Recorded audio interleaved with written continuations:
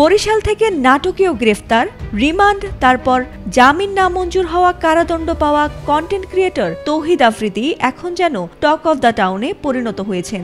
শনিবার তাকে আদালতে তোলা হলে কাঠগড়ায় দাঁড়িয়ে মা, বোন আর স্ত্রীকে দেখে অঝরে কেঁদেছেন ইউটিউবার তৌহিদ আফ্রিদি।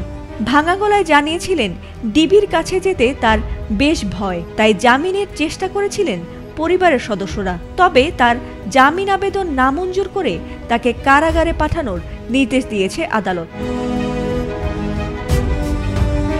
গত বছরের জুলাই আন্দোলনকে কেন্দ্র করে এক হত্যাকাণ্ডের মামলায় কন্টেন্ট ক্রিয়েটর তৌহিদ আফ্রিদিকে আদালতে হাজির করা হয়েছিল।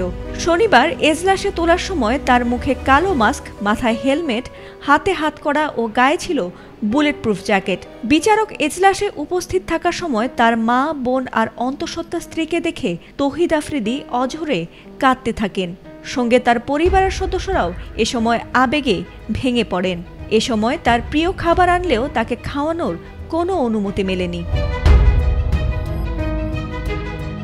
মামলার তদন্ত কর্মকর্তা সিআইডির পুলিশ পরিদর্শক খান মোহাম্মদ এরফান তৌহিদ আফ্রিদির 5 দিনের রিমান্ড শেষে তাকে আদালতে হাজির করে কারাগারে আটক রাখার আবেদন করেন। তিনি জানিয়েছেন, তৌহিদের ব্যবহৃত মোবাইল, সিপিইউ ও আইম্যাক জব্দ করা হয়েছে। আইটি ফরেনসিক বিশেষজ্ঞরা সেগুলো পরীক্ষা করছেন বলেও জানা গেছে। তদন্তে পাওয়া তথ্যানুযায়ী বৈষম্য বিরোধী ছাত্র জনতা আন্দোলনের বিপক্ষে উস্কানিমূলক বক্তব্য ও প্রচারণা চালাতেন তৌহিদ আফ্রিদি।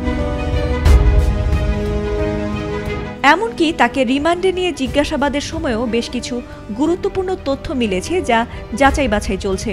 তদন্ত কর্মকর্তারা আশঙ্কা প্রকাশ করেন, জামিনে মুক্তি পেলে তিনি পলাতক হতে পারেন এবং তদন্ত বিঘ্নিত হওয়ার সম্ভাবনা রয়েছে।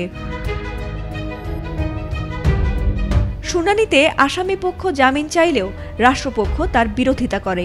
উভয় পক্ষের শুনানি শেষে আদালত জামিন আবেদন নাকচ করে তৌহিদ আফ্রিদিকে কারাগারে পাঠানোর আদেশ দিলে রোববার তাকে কারাগারে পাঠানো হয়েছে বলে জানিয়েছে আদালত।